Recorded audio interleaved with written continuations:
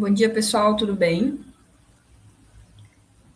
Vamos aguardar um pouquinho até dar início e ter quórum suficiente aqui também. Mas enquanto isso, eu gostaria de ver com vocês, de vocês irem comentando um pouquinho da realidade de vocês hoje, se a IA é uma realidade, como que ela está sendo aplicada também dentro do negócio de vocês, e a gente se preparando para o papo.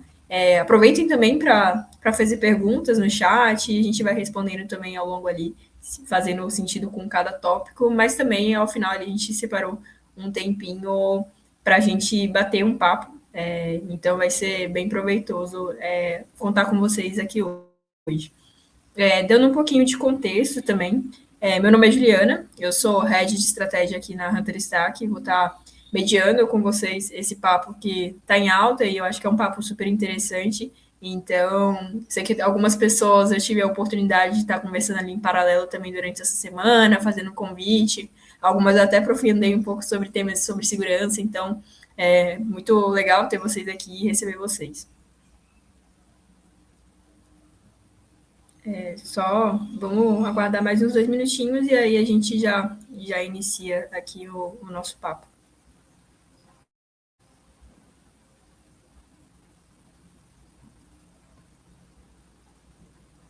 É legal também, pessoal, vocês falarem um pouquinho ali no chat, o cargo de vocês, hoje quais são os maiores desafios também relacionados à segurança. A gente está falando muito sobre IA, mas tem várias coisas que a IA também colabora dentro do trabalho ali, quando que a gente está olhando para a segurança, mas não só isso, né? Muita questão de risco, é, governança, então tem bastante coisa aí que a gente pode explorar.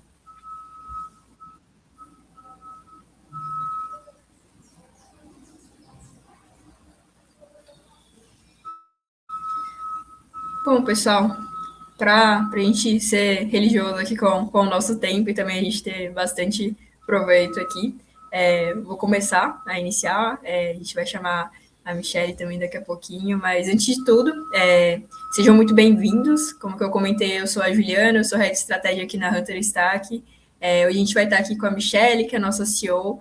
E para quem não conhece a Hunter Stack ainda, nós apoiamos a empresa na estruturação e evolução ali da maturidade em segurança, risco e compliance, a gente conecta a governança, a operação e as necessidades do negócio. Então, a gente tende a dizer que a gente é um braço end-to-end quando que a gente está olhando para a jornada de segurança. E é justamente por isso que essa discussão sobre ela tem ganhado tanta relevância para a gente. Quando que a gente fala de adoção de inteligência artificial dentro das empresas, a conversa normalmente começa a ficar produtiva ali e eficiente.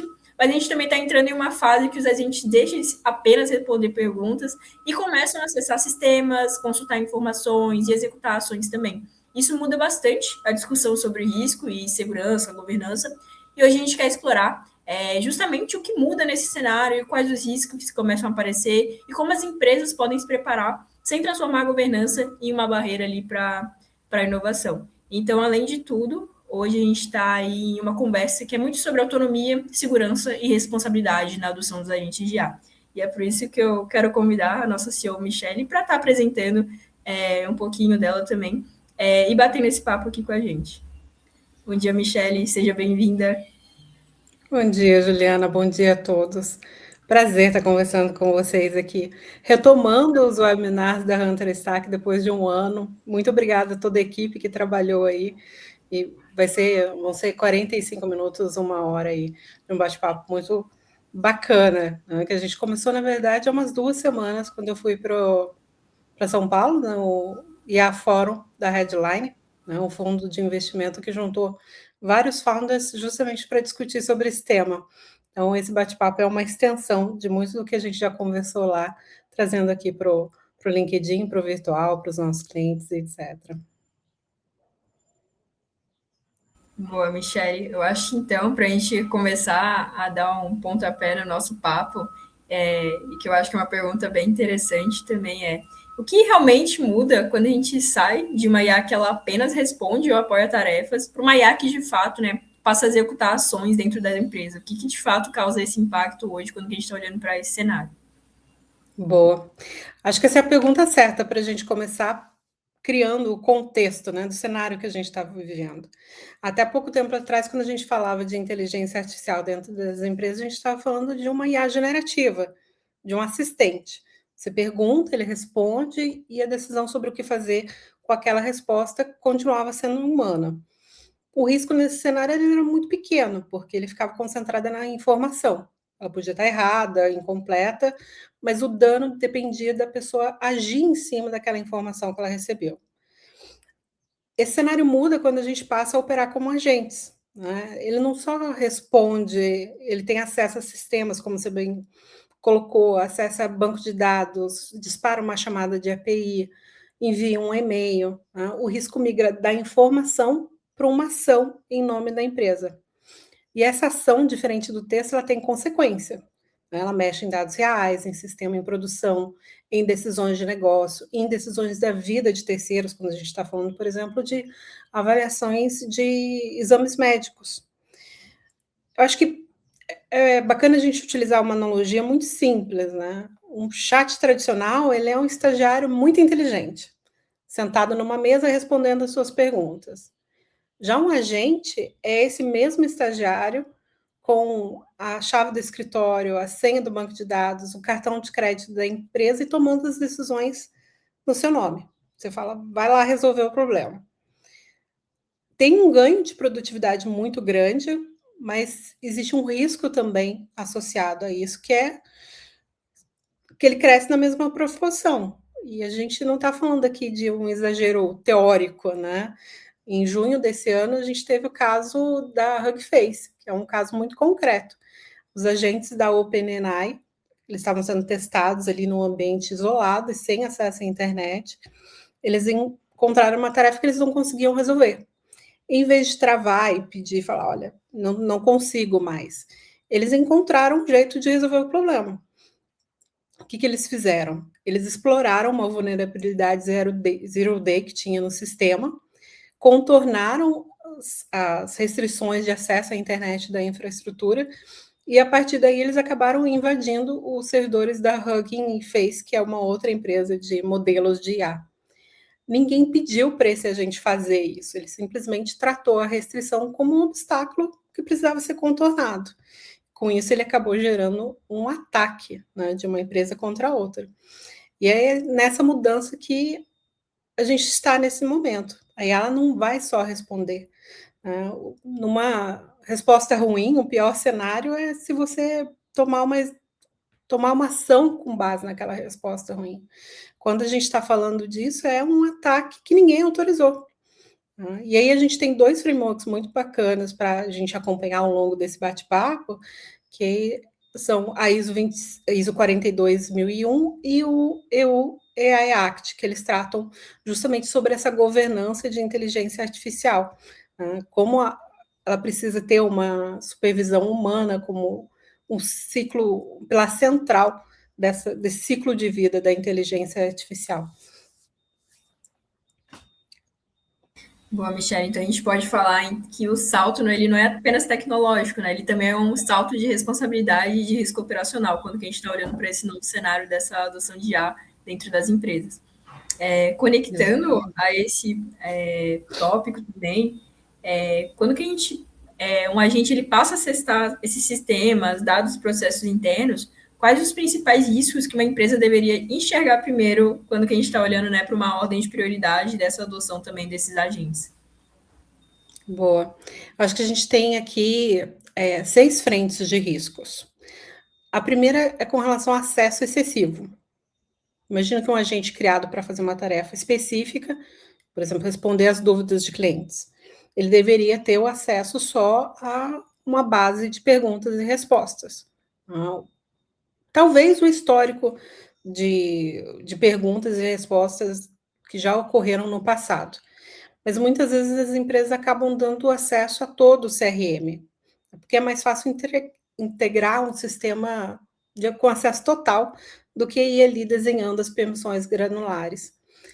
Só que isso viola um dos princípios centrais de segurança da informação, que é o princípio de menor privilégio. E aí acaba gerando um risco desnecessário para um sistema que não tem histórico de confiabilidade comprovado.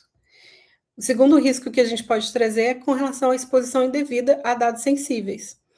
Se um agente ele acessa informações de clientes, por exemplo, dados financeiros ou dados de saúde, qualquer falha de configuração ou vazamento é uma responsabilidade da empresa.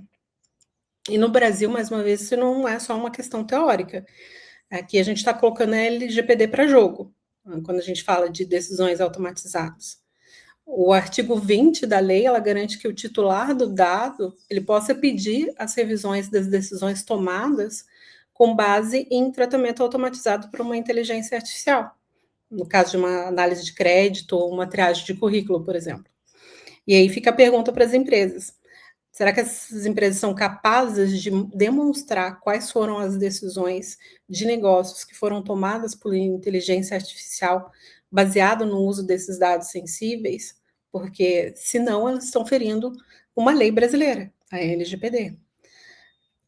O terceiro risco é com relação à execução de ações incorretas, como a gente falou, né?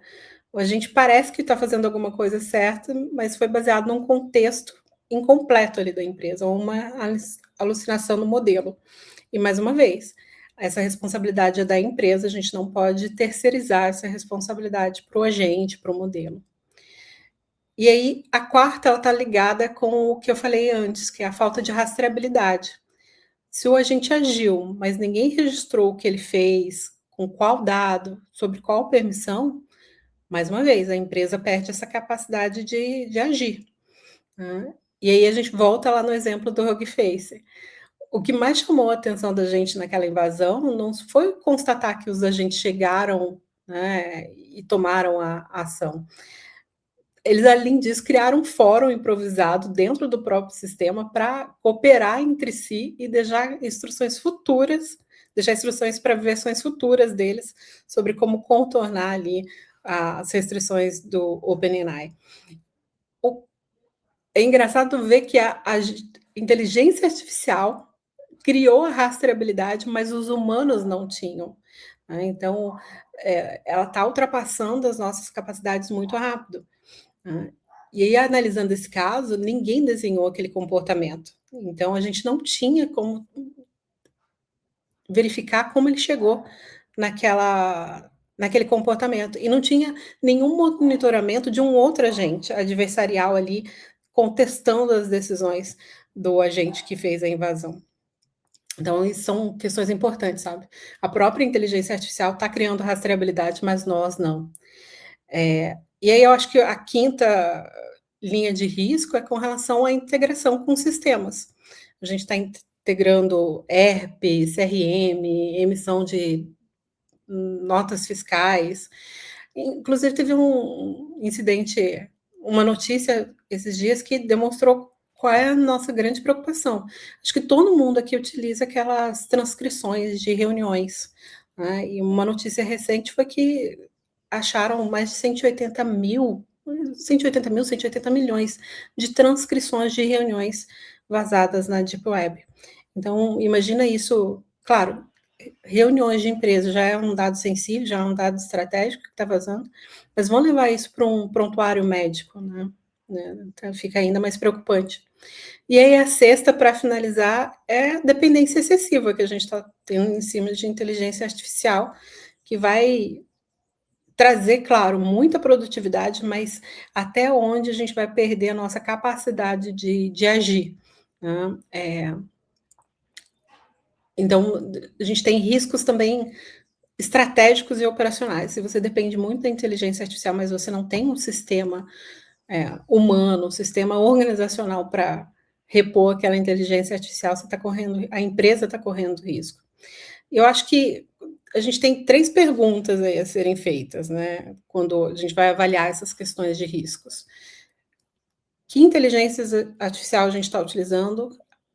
O que esses agentes têm acesso? Quais dados? O que ele pode fazer com esses dados? A gente consegue demonstrar rastreabilidade e a gente consegue interromper esse agente se ele tomar uma decisão incorreta? Boa, eu acho que tem um ponto também que eu vejo muito vindo de negócios, né, e tendo analisado negócios ao longo do tempo, a gente sempre implementa IA pensando numa velocidade, como que a gente consegue encurtar o nosso caminho e fazer mais coisas e ter mais tempo para olhar para as coisas que às vezes são mais estratégicas para a gente, mas sempre deixando um pouco de lado essa camada de confiança que é muito importante. Então, principalmente quando a gente está olhando numa era onde que os negócios já surgem na TVI e que você cada vez mais tem isso dentro dos negócios, e o seu produto muitas das vezes vai começar a perder diferencial. O que a gente pode, né, olhar e o que causa de diferencial dentro dos negócios que estão nascendo hoje? É justamente, né, o quanto confiável e o quanto de segurança aquele negócio ali ele pode entregar para os clientes dele e o que ele traz ali de diferencial quando estou olhando, poxa, estou usando uma plataforma segura, o negócio que eu estou me envolvendo ali é de fato seguro, então a segurança ela deixa de ser uma pauta ali que muito tempo era técnica, né, e começa a ser também diferencial de negócio. Então é bem interessante como que as coisas mudam ao longo do tempo. Conectando. Deixa eu só fazer uma adição que eu acho que você trouxe muito bem. Segurança e privacidade eram temas técnicos. Hoje virou diferencial de negócio, ligando não só a venda, como você quer posicionar a sua empresa, posicionar como uma empresa segura, confiável, mas também você vai ter que ter respostas jurídicas para como você utiliza a inteligência artificial e avaliação dos seus fornecedores. Né? Então, virou uma conversa que liga todos os pontos da empresa. Não, perfeito. Conectando isso também e olhando como que, comentei, né? A IA ela é de forma descentralizada e ela começa num caminho também que poxa, isso aqui surgiu agora, eu vou começar a usar um chat GPT para acelerar minhas tarefas ali. E eu vejo também que a dificuldade da gente criar essa rastreabilidade de segurança é porque foi uma coisa que ela foi gradativa e foi entrando dentro da nossa rotina. Então, muitas empresas elas já usam IA ali de forma descentralizada. E qual é o risco, né, de não ter visibilidade onde como ela está sendo utilizada? Então, por exemplo, eu não sei o que o meu colaborador está usando no dia a dia dele em relação a IA, não sei o que ele está colocando de informação lá dentro. Então, tem alguns pontos ali que eu acho que pode explorar e você, né, como profissional nisso, pode colaborar também ali trazendo sua visão. Muito bom. Começou devagar, né? De graça, e agora eles estão cobrando, está entrando cada vez mais rápido nas empresas. Ponto muito interessante para a gente discutir e avaliar isso, tanto do lado pessoal, mas também do lado corporativo.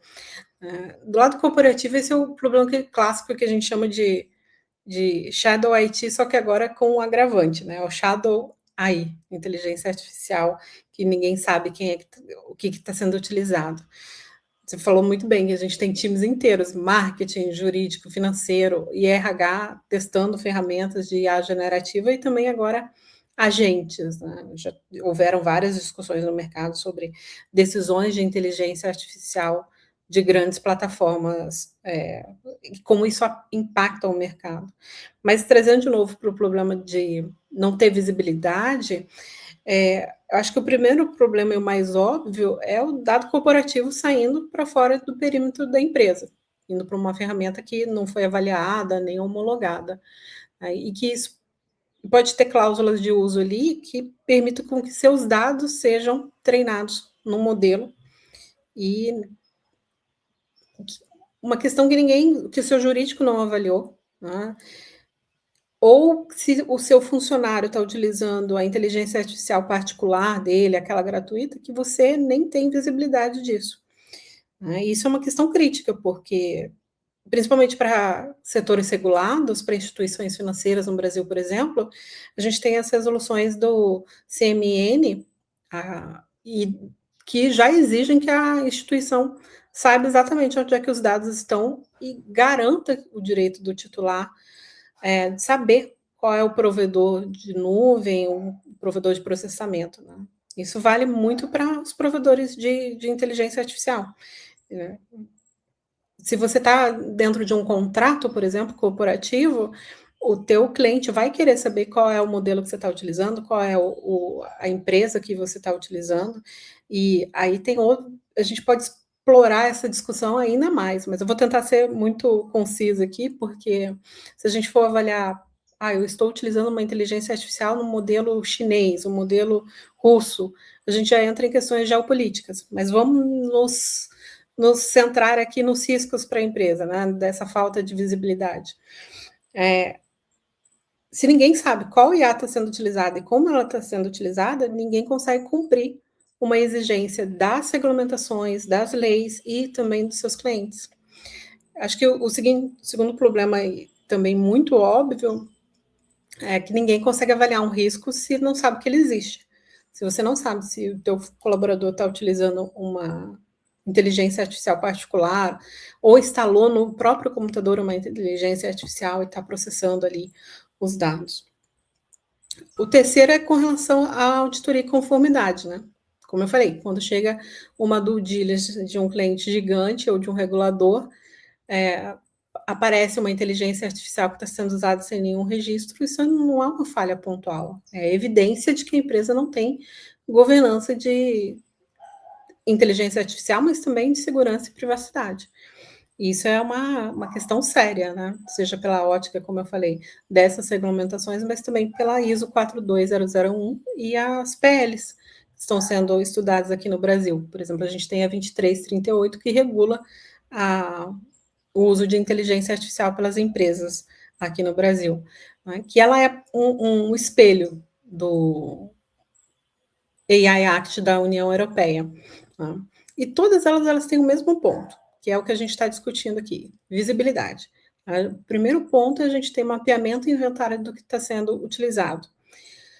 Porque a partir disso a gente vai conseguir implementar o que as ISOs dizem, que é planejar o que está sendo utilizado, da forma que está sendo utilizado, ou seja, implementar controles, checar para que você possa ter melhoria contínua e agir, né, para prover aquela melhoria contínua. Daqui a pouco a gente vai falar sobre questões de roteamento de confiança, e isso vai ficar ainda mais claro. Por que é tão importante a gente ter essa visibilidade que todas essas leis e regulamentações pedem?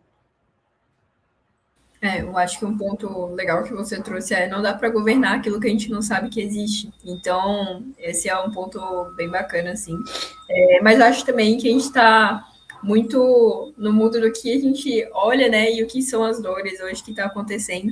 Mas de forma prática, eu acho que a próxima pergunta ela calha muito, que é legal, Michele, legal, Ju, vi tudo que está acontecendo, mas como que deveria funcionar ali a lógica de permissão, nível de autonomia e supervisão humana ali para esses agentes de AI? Como que eu consigo implementar isso também dentro do meu negócio, no meu dia a dia?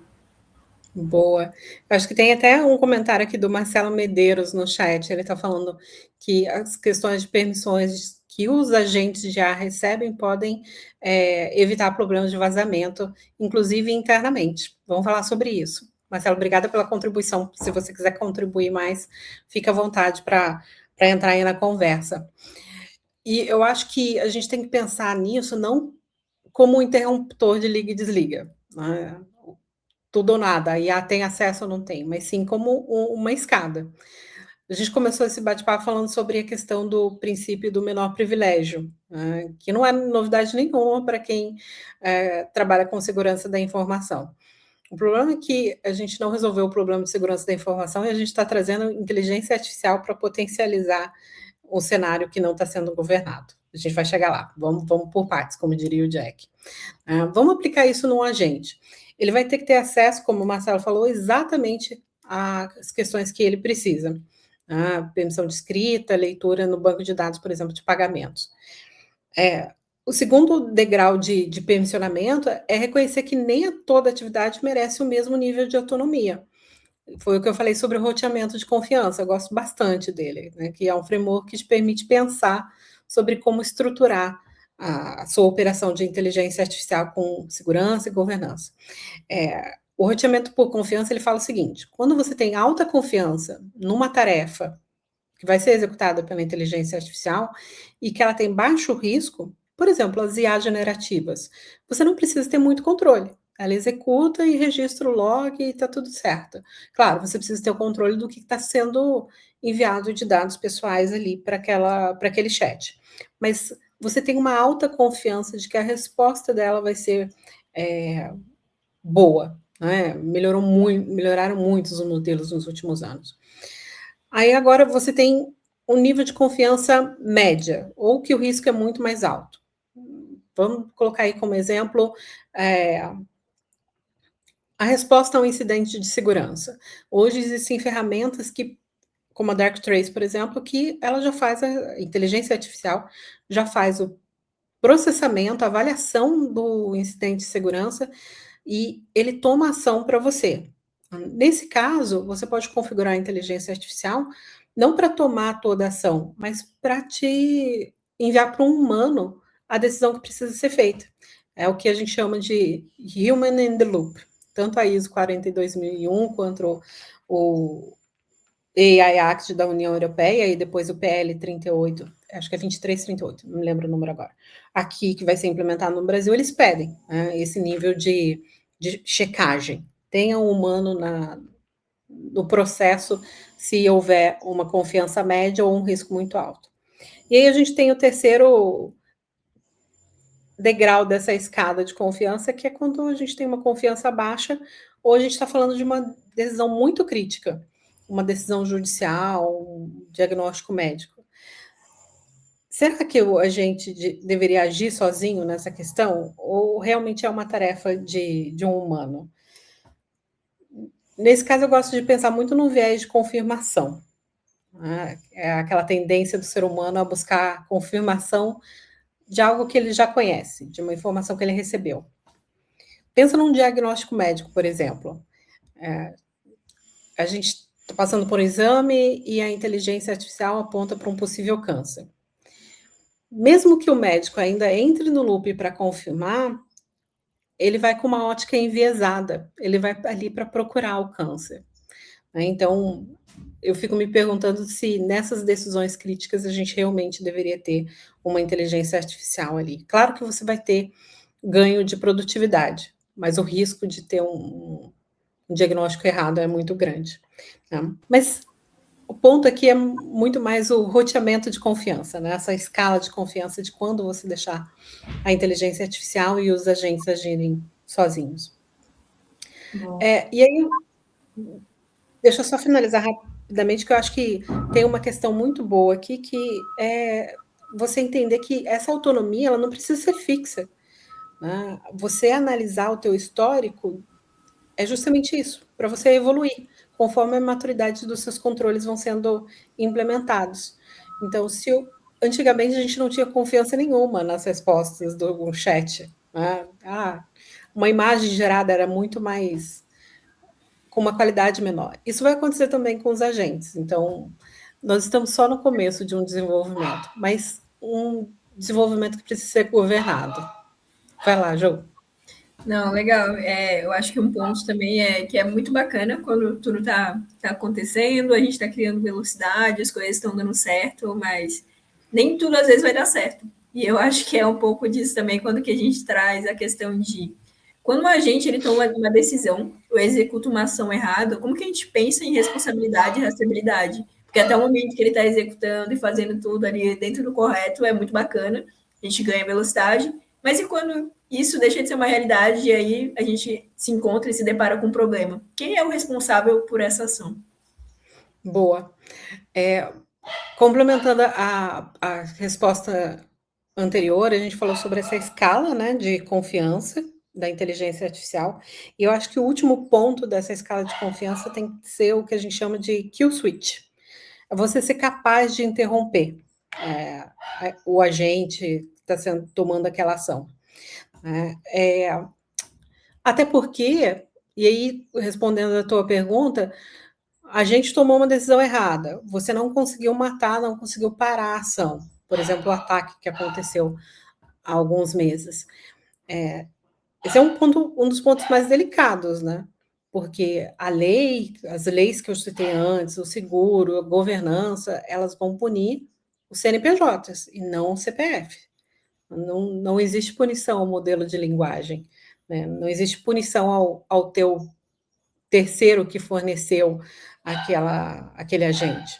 Né? Não existe hoje no Brasil nem nenhuma jurisdição do mundo que diga, olha, a inteligência artificial é responsável civil ou criminalmente por uma ação autônoma. A responsabilidade, ela continua até o momento sendo humana e organizacional, é da empresa. Se a gente voltar lá no exemplo da OpenAI e da Hugging Face, foi um agente autônomo que invadiu servidores de um terceiro.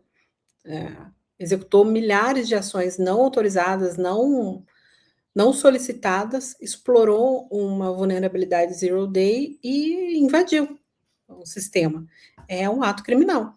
Se fosse um funcionário humano da OpenAI fazendo a mesma coisa, usando as mesmas ferramentas, né, contra o mesmo alvo, eu tenho certeza que a gente enquadraria esse funcionário lá nos Estados Unidos no que a gente chama de Computer Fraud and Abuse Act. É uma lei americana federal que criminaliza, né, acessos a sistema protegido sem autorização. Então, a invasão de um sistema é um crime federal nos Estados Unidos, aqui no Brasil também, né? E aí, se você pensar bem, ninguém foi preso, indiciado ou processado lá nos Estados Unidos. A gente está entrando aqui num que a gente chama de o vácuo de responsabilidade. Por mais que a lei fale que o responsável é o CNPJ, é o CPF, a gente ainda não está conseguindo aplicar isso para inteligência artificial. Né? Inclusive, esse caso da Hugging Face e da OpenAI, ele foi reenquadrado como uma questão de capacidade de modelo, quase que como uma demonstração de como o agente de inteligência artificial era capaz de performar sem a supervisão de um humano. E isso eu não tenho certeza se é bom, sabe? A responsabilidade continua sendo da empresa, né? Do lado jurídico já existe precedente, como eu falei, mas a gente ainda não consegue aplicar de forma global. Tem um outro caso, e eu juro que eu estou acabando aqui, que é o da Amazon versus Perplexity, também lá nos Estados Unidos, que a corte ela deixou bem clara, o mais sofisticado que o sistema seja, a inteligência artificial é uma ferramenta, é um assistente. O usuário, a empresa por trás daquele sistema, da implementação, é que é o responsável perante a lei.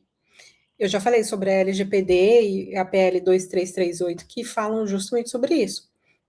O responsável continua sendo o CNPJ, mas a gente está nesse momento de vácuo de responsabilidade, sabe? Como é que a gente resolve esse vácuo de responsabilidade? Como é que as empresas se protegem legal e de forma reputacional também? É ter essa rastreabilidade da inteligência artificial, né? Logar cada prompt, cada decisão, cada dado coletado, cada ação executada, as permissões que foram dadas. Não é implementar a inteligência artificial de forma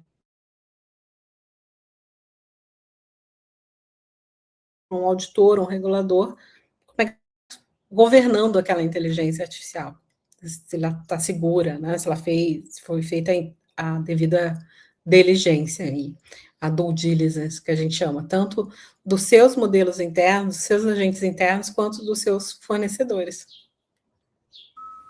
Legal, Michelle, bacana. Uma coisa que a gente tem olhado também é como que a gente consegue melhorar a segurança e o compliance quando que a gente está olhando para essa esfera. E aí uma grande questão é, as empresas que já usam a IA hoje, elas têm uma estrutura que ela já é robusta o suficiente para estar lidando com a questão da implementação da AI, ou elas precisam evoluir mais. Eu acho que a gente já tem a resposta em relação a isso, mas eu acho também que tem muito que se explorar quando a gente olha, por exemplo, para uma 42001, que olha exatamente para isso, de como que a IA está se comportando ali dentro dos cenários, mas eu acho que também é uma conversa que ela é um pouco mais para frente, né? A gente olha para a segurança hoje de ponta a ponta. Então, a gente olha desde empresas que estão estruturando ali uma ISO, que querem chegar numa certificação, até uma empresa que já está no momento ali de uma SOC 2, mas que ainda não está cobrindo essa camada de AI, né? E como que a gente pode apoiar essas empresas dentro dessa jornada? Boa. A visão do mercado de segurança e privacidade é um pouco negativa com relação a isso, né? Como eu falei ali no meio da nossa conversa, a gente mal resolveu as questões de segurança e privacidade das empresas e agora a gente está adicionando agentes de AI que pode potencializar aí os problemas se não tiverem permissionamento, se tiverem acesso irrestrito a dados. E aí, se você olha como você falou, para ISO, para essas leis, a resposta que elas dão para a gente não é jogar tudo e começar do zero. Você não precisa começar uma governança só para a inteligência artificial. Se você está fazendo governança dos seus sistemas, está governando segurança e privacidade, você já tem 80% do que uma governança de inteligência artificial pede. É o que a gente sempre fala. Você pode utilizar os controles que foram implementados de segurança da informação, de privacidade, para proteger também a inteligência artificial. Né? Os pilares clássicos, eles continuam sendo válidos, ou seja, gestão de risco, avaliar qual é o problema que eu posso ter se eu utilizar um agente aqui tomando decisões jurídicas, fazer a gestão de acesso, como o Marcelo colocou, ter o permissionamento devido dos seus agentes, a gestão de fornecedores, quais são os modelos que eu estou utilizando. Né? Ou a minha equipe de tecnologia implementou um modelo de AI que baixou na internet e a gente não tem conhecimento sobre o que ele faz. Isso é gestão de fornecedor, né? Dê preferência para utilizar um hyperscale, um Google, a AWS, empresas que têm segurança dentro do sistema já. Essas empresas elas têm certificações como a 27001 e a 27701, a SOC 2. Então você está contratando um fornecedor habilitado, não uma versão open source que você baixou na internet. Gestão de dados, né? Que dados que eu vou compartilhar com a minha inteligência artificial? A resposta a incidentes, que agora tem que incluir a resposta a incidentes causados pela inteligência artificial, o que vai requerer uma resposta muito mais rápida. Nenhum desses conceitos ele deixa de fazer sentido. O que muda agora é que a inteligência artificial, e aí principalmente a agêntica, ela introduz 3 elementos que abalam as nossas estruturas. Né? Primeiro, a velocidade de adoção. Antigamente, você conseguia escrever um procedimento de troca de senha. Como é que você vai fazer um procedimento de troca de senha para um agente de IA, por exemplo? Tem que ter um outro agente ali conversando e implementando isso. Então, a velocidade de adoção e de proteção, elas vão ter que ser muito mais rápidas. A autonomia, avaliar o que você está dando acesso a esse agente, até quando ele pode tomar decisões sozinhos. E aí, por fim, entender que muitos modelos de inteligência artificial, muitos não, todos, eles têm um comportamento não determinístico. O que isso quer dizer? Quando você utilizava um SaaS tradicional, ele te dava uma resposta padrão. Você sempre queria 2 mais 2 é 4. E essa ia ser a resposta daquele SaaS. Você clicou aqui, ele vai te trazer uma resposta XYZ. Isso não acontece nem com a IA generativa, nem com a IA agêntica. Então, se prepare para trabalhar, para proteger os seus sistemas ou os sistemas dos seus clientes para esse comportamento não determinístico, criando barreiras. Estou acabando. Eu costumo citar um dado aqui muito interessante. As empresas que implementam a 42001, elas já têm 80% dos requisitos de governança que essas leis que eu citei anteriormente pedem, e também da ISO 27001. Ou seja, acaba virando uma escada, sabe? Essa governança, vai ser uma continuidade. Ou seja, você não precisa inventar uma governança paralela, não precisa começar do zero. O que você precisa é começar a estruturar a sua gestão de risco, a sua gestão de segurança, privacidade, que a empresa já tem ou deveria ter, e fazer com que essa estrutura também olhe para a inteligência artificial como um objeto de risco ali muito específico, com controles adicionais. E aí, vou trazer outro número. A maturidade de segurança do Brasil já era muito baixa. A gente tem entre 600 e 1.000 empresas certificadas na ISO 27001, para você ter uma ideia. E aí agora você está introduzindo inteligência artificial. Então se torna um duplo desafio de maturidade. Eu fico me perguntando... Não é que eu fico me perguntando, como é que eu vou colocar isso? A gente precisa ser muito mais rápido. Isso é uma das coisas que a Hunter Stack sempre fala. A gente precisa ser mais rápido para implementar segurança, para implementar privacidade e agora governança de inteligência artificial. Legal, Mi. É uma coisa que a gente sempre fala, principalmente ali no paralelo, é muito difícil criar governança em humanos, que já é uma grande complexidade. Por exemplo, quando é que você está numa empresa e aí você coloca suas senhas em post-it, ou você sempre coloca as mesmas senhas repetidas em diversos locais, ou você começa a compartilhar, às vezes, dados sensíveis em paralelo ali. Tem uma camada ali muito grande quando que a gente está olhando para isso já em humanos. E para uma empresa, por exemplo, que já está utilizando ou pretende colocar agentes ali dentro da produção, por onde que a gente começa a estruturar uma estrutura de governança mínima? Já visto que é muito complexo quando que a gente está olhando para os humanos, mas o que eu preciso para ter o mínimo ali de segurança quando que a gente está olhando, né, para os agentes dentro do negócio? Boa. E, mais uma vez, esses são lemas da Hunter Stack, né? Coisas que a gente fala para todos os nossos clientes, para todos os colaboradores que estão dentro da estrutura da empresa. Que você precisa começar. Você não precisa fazer o sistema mais completo, mas comece a olhar para isso. Né? Começa pequeno, começa concreto. Né? Transforma o monstrão em monstrinho. Você não precisa criar um programa de meses de gestão de inteligência artificial. Você precisa olhar para os principais itens. E aí a gente tem 8 passos que eu queria compartilhar com vocês, e eu acho que a Ju também vai compartilhar depois um insight com esses 8 passos no material. São basicamente os 8 passos do ciclo PDCA, que tanto qualquer ISO pede para você, principalmente a ISO 42001, que é de governança de inteligência artificial. A primeira coisa é mapear, né? Fazer um inventário. Onde é que a inteligência artificial está sendo utilizada hoje? Né? Incluindo aí principalmente o que já existe de forma não oficial, o inventário da tal da Shadow aí que a gente falou antes. O segundo passo é identificar, dentro desse mapeamento, quais são os agentes e que acessos eles têm. Né? Qual é a capacidade de executar ações desses agentes? Né? E o que são inteligências artificiais apenas de geração de texto, de imagem, onde o risco é menor. Ou seja, fazer uma avaliação ali de risco, né? A partir do momento que você identificou quais são as inteligências artificiais, os agentes que você está utilizando, o que você vai utilizar no futuro. E gestão de risco é algo que a gente vai fazer constantemente nas empresas. Aí o terceiro, para cada agente que você identificar, quais são os sistemas que ele acessa? Vale aplicar a mesma pergunta de sempre que a gente faz para os humanos.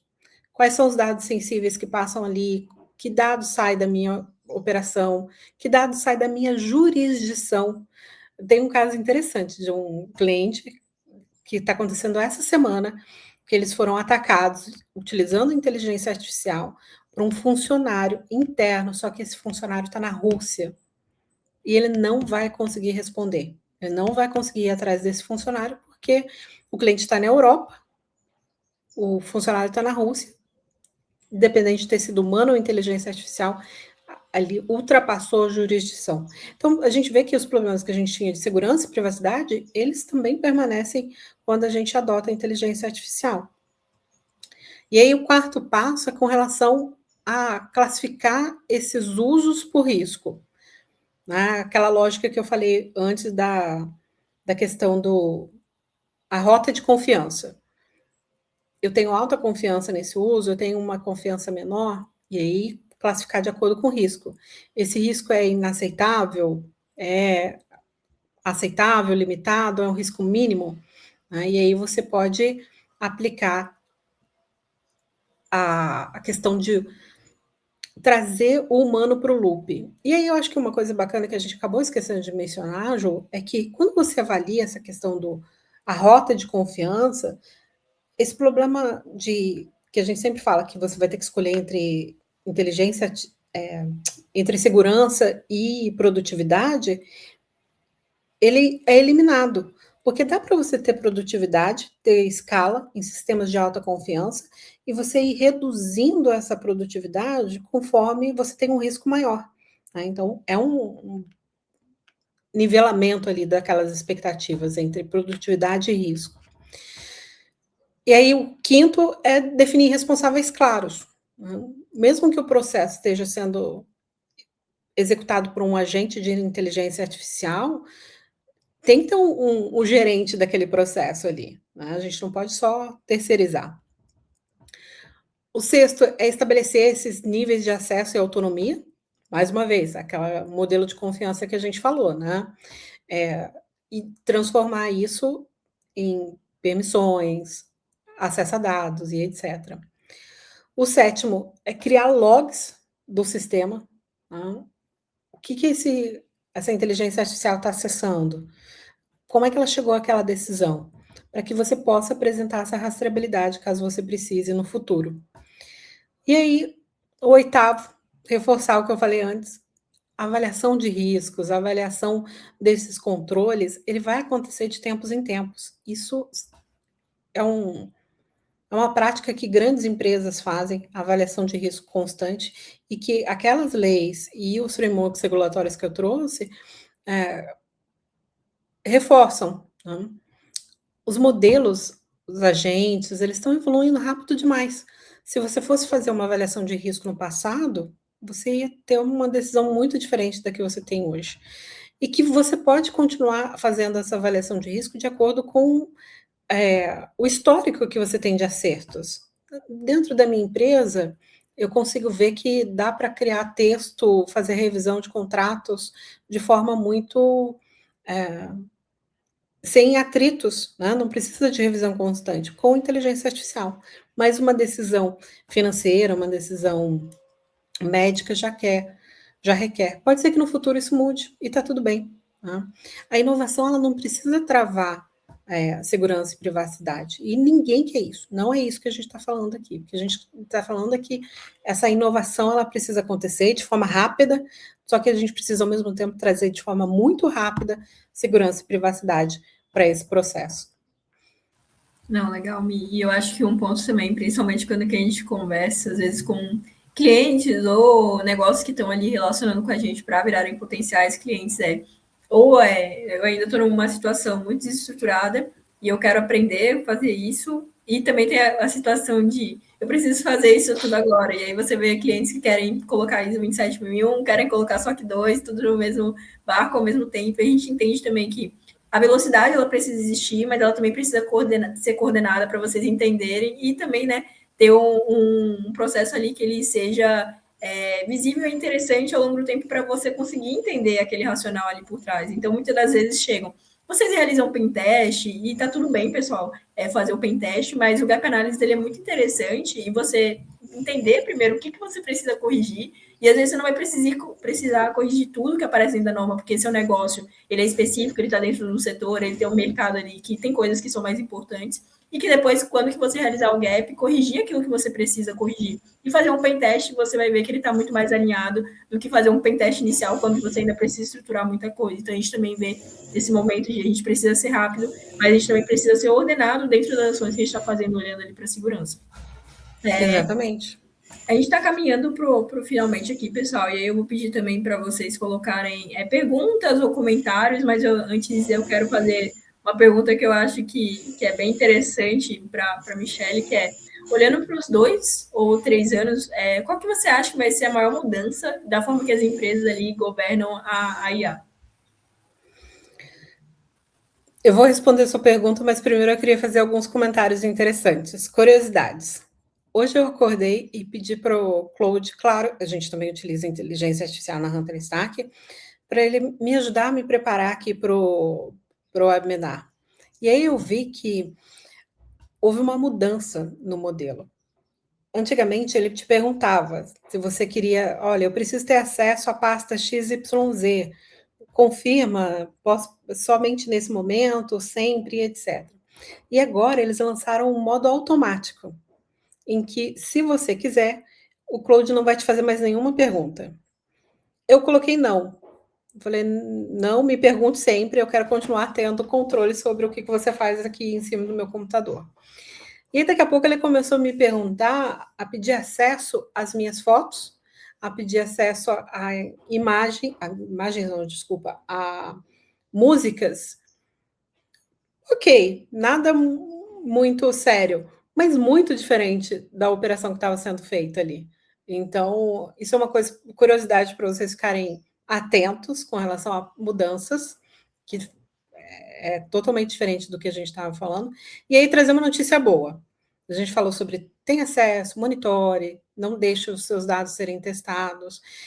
E aí, uma coisa bacana é que a OpenAI lançou essa semana um modo seguro.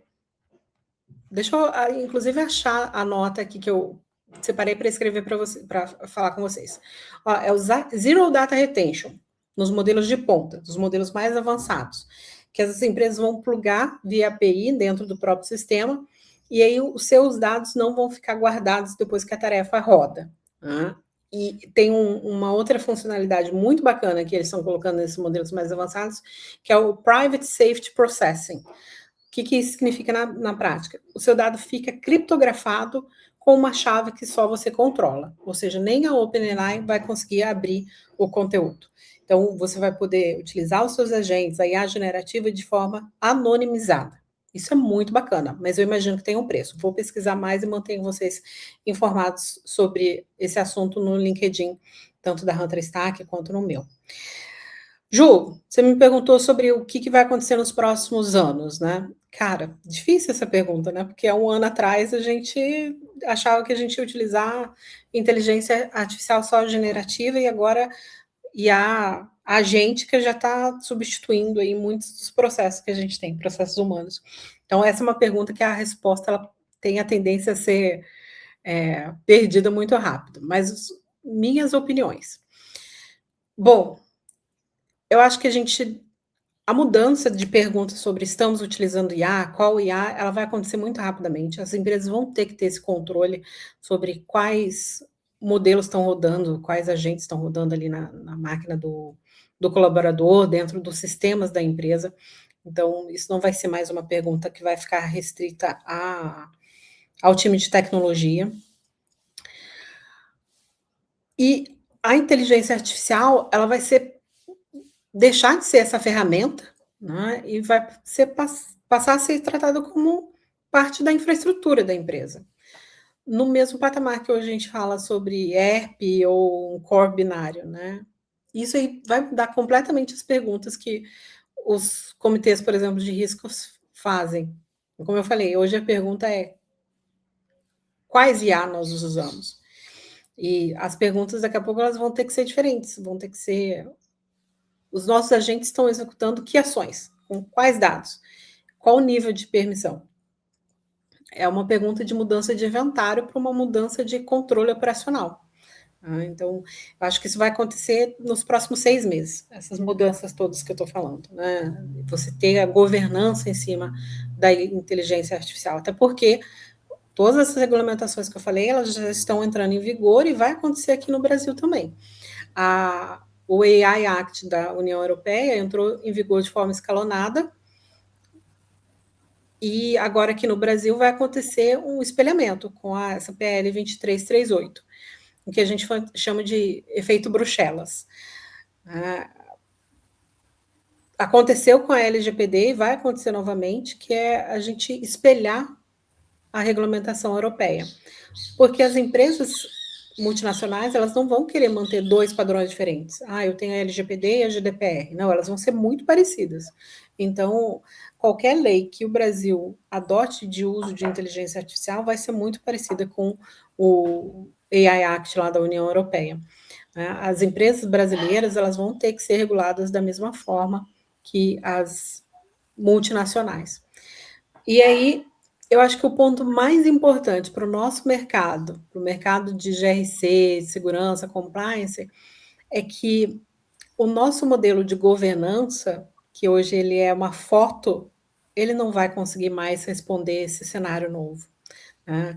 Se você tem a gente tomando decisões o tempo todo, modelos mudando o tempo todo, não dá para você ter mais uma certificação, uma auditoria interna ou externa uma vez por ano. Você vai ter que ser um modelo contínuo, né? Para você fazer essa avaliação contínua. Então, compliance vai deixar de ser uma foto e vai ser um compliance contínuo. Esse vai ser o padrão mínimo esperado. e que é o que a SOC 2, por exemplo, pede. Né? Na ISO 27001, você pode ter uma auditoria interna, uma auditoria externa. A SOC 2, ela te pede 6 meses de comprovação de que seus controles, os seus requisitos e as evidências estão de acordo com o que o framework pede. E eu acho que isso vai virar padrão para tudo. A auditoria, a certificação vai ser contínua. Boa. Eu pedi para o pessoal comentar, mas eu acredito também que as pessoas estão ansiosas, meio-dia, chegando o horário do almoço aqui. Então, pessoal, acho que o grande dos aprendizados aqui, eu queria retomar também alguns pontos principais que a gente está olhando dentro do nosso papo, que é a visibilidade, que é um ponto muito importante. Então, saber onde, como a IA vai ser utilizada, o controle, então, como definir acesso, permissão e nível de autonomia, a responsabilidade também de garantir a rastreabilidade, a clareza de responder por essas decisões e ações. E talvez a mensagem principal aqui de hoje é que a adoção dos agentes eles não precisam ser freadas ali por causa dos riscos, mas a autonomia precisa crescer ali acompanhada dessa governança também. Então, quanto mais esses agentes passam ali a participar dos processos críticos, mais importante também se torna saber o que eles podem fazer, quais dados eles estão ali tendo acesso e sob quais controles também eles estão ali participando. Diante de tudo isso, pessoal, eu gostaria de fazer um convite para vocês também. Então, poxa, Ju, muito legal o papo, gostei, mas surgiu algumas dúvidas aqui dentro da minha cabeça. Eu queria entender a que ponto minha empresa está em relação à governança e se ela está preparada para ali também governar esses agentes de IA. Então, a gente separou aqui um gap analysis exclusivo aqui para o pessoal que está dentro do webinar, para vocês entenderem onde estão ali as lacunas de segurança e riscos de governança que vocês estão tendo dentro da operação. E aí a gente vai bater um papo, entender também o cenário de vocês e apoiar vocês dentro dessa jornada, que é o que a gente gosta de fazer, que a gente é bem apaixonado por fazer isso. E também a gente fica aí disponível sempre para estar trocando também. Muitos de vocês ali têm trocado comigo em paralelo ali no LinkedIn, tendo conversas relacionadas à segurança, mas a gente também gosta muito de falar sobre AI e como que ela está se comportando ao longo do tempo. E a Michelle também, acredito aí que ela sempre está muito disponível e que ela gosta de fazer esse network. Por favor, me adicionem no LinkedIn, vamos bater um papo. A Hunter Stack é super aberta a conversas, a iniciar relacionamentos, porque a gente sabe que, querendo ou não, o mercado em que a gente está inserido, ele passa muito por educação das pessoas, né? E não só das pessoas que estão ali, mas também do board, das pessoas que estão liderando as empresas, né? Porque existe uma pressão muito grande para que você utilize a inteligência artificial de forma rápida, aumente produtividade, aumente as margens, mas educar os seus diretores, a alta direção, que a gente tem que fazer isso de forma rápida, mas também trazer governança, privacidade, para esses temas de IA também passa por uma conversa com o C-Level. E a gente sempre tem esses bate-papos, por exemplo, quando fomos lá para o IA Fórum na semana passada, e vai ser um prazer continuar tendo esses bate-papos aqui, numa forma mais privada, num gap análise com as pessoas e com o time de liderança também. Queria finalizar agradecendo o time da Hunter Stack, que preparou o webinar, está aí no chat comentando, conversando com a gente. Pessoal, mais uma vez, muito obrigada. É um prazer trabalhar com todos vocês, inclusive com quem está assistindo. E eu sei que tem cliente aqui nos comentários que eu já vi. Muito obrigada por todo o apoio. Pessoal, a gente vai chegando ao fim aqui. Queria agradecer também pela colaboração e a participação de vocês. Esse é o primeiro de muitos, então a gente vai sempre trazer temas que sejam interessantes aqui para a gente estar trocando. E também em paralelo, né? Como que a gente comentou, a gente sempre está muito disponível aí para trocar com vocês. E agradeço novamente por terem tirado um tempinho aí do dia para estar aqui compartilhando um pouco da jornada junto com a gente. Obrigada a todos. Tchau, tchau.